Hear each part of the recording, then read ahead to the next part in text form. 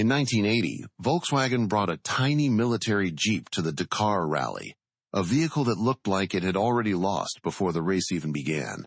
Its name was Iltis, and it didn't just win the toughest rally on Earth.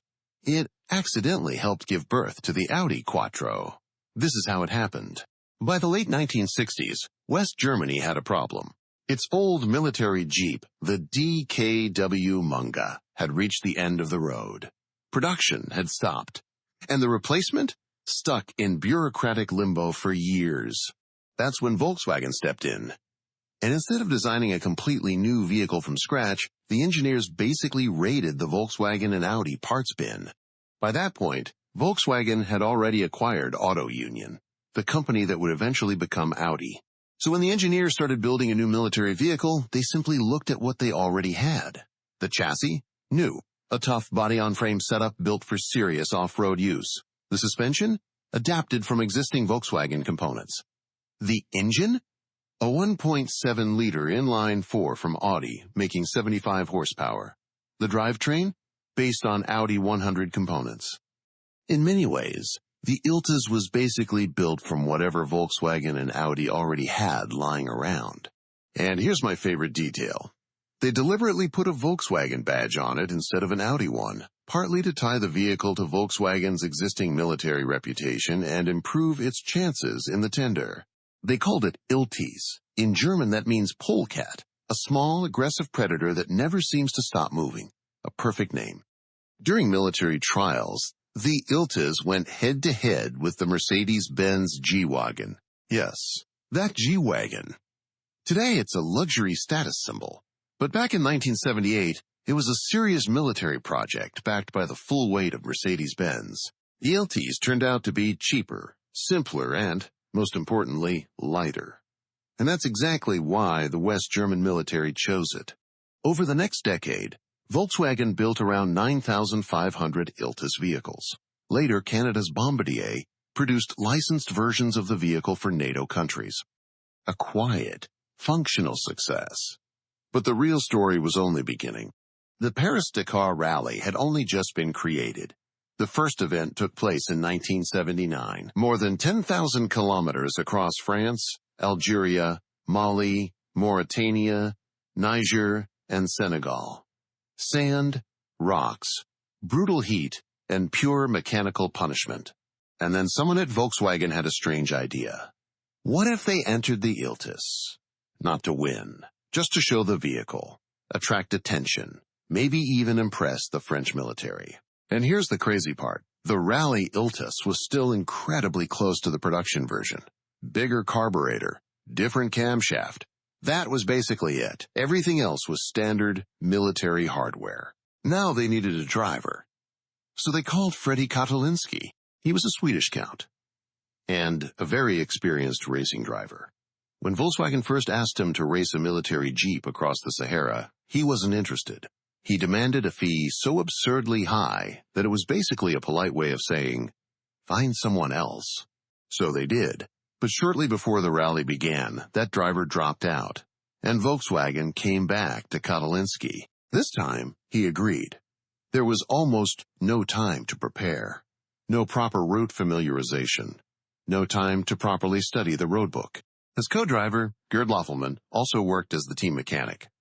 And every night inside a tent in the middle of the desert, team manager Roland Gumpert, the man who would later create the Gumpert Apollo supercar, translated the French roadbook for the next stage. Volkswagen entered 4 Iltis vehicles. Kotolinski drove the lead Iltis. A total of 116 vehicles started the 1980 Paris-Algiers-Dakar Rally. Only 49 would reach the finish. The field included specially prepared trucks, modified rally machines, and expensive factory-backed professional teams. The Iltis had none of that. But it weighed only around 1,300 kilograms. And in the desert, weight is everything. A lighter vehicle doesn't sink into the sand. While others were digging themselves out, the little Volkswagen just kept going. Night after night, Kotolinski and Loffelman worked on the vehicle themselves, checking everything, fixing whatever broke, sleeping a few hours, then starting all over again. No drama, no ego, just work. and one by one, bigger, faster, and more expensive vehicles dropped out. January 23, 1980, Freddie Kotolinski and Gerd Laufelman crossed the finish line in Dakar, first place overall. The other three Iltis vehicles finished second, fourth, and ninth. Out of 116 starters, only 49 vehicles reached the finish. All four Volkswagen Iltis vehicles were among them. A machine that Volkswagen had entered mostly as a publicity stunt had just won the toughest off-road rally on Earth. And all of this, remember, with an engine producing only around 100 to 110 horsepower. Exactly enough for a lightweight machine that kept moving while others buried themselves in the sand. But the most important part of the Iltis story didn't happen in the desert. Before Dakar, Volkswagen was already using the Iltis in Sweden during winter testing. Snow-covered roads. Engineers moving between test sites. One of those engineers was a man named Jörg Benzinger. Banned one day, Benzinger saw something he simply couldn't make sense of. A tiny Iltis, with its modest engine and crude military simplicity, was effortlessly outrunning far more powerful Audi cars in the snow. Because of the all-wheel drive system. Standing there in the Swedish winter, Benzinger started thinking, what if we put this into a performance car? He went back to the engineers, made presentations, pushed the idea forward. There were objections. All-wheel drive in a road car was considered heavy, complicated, and unnecessary. But Benzinger refused to let it go. And the result became the Audi Quattro, the car that rewrote the rules of rally racing. A technology that still lives on in every modern all-wheel drive Audi. And it all started with a little military polecat in the Swedish snow. The Volkswagen Iltis was built from borrowed parts. It was driven to its greatest victory by a man who almost turned the job down. It was managed from a tent in the desert by the man who would later build one of the wildest supercars of its era. And it inspired an engineer standing in the cold who saw something nobody else noticed. The Mercedes G-Wagen that lost to the Iltis in military trials would eventually become one of the most recognizable and expensive off-road vehicles in the world. Most people have never even heard of the machine that beat it. And here it is. The Iltis.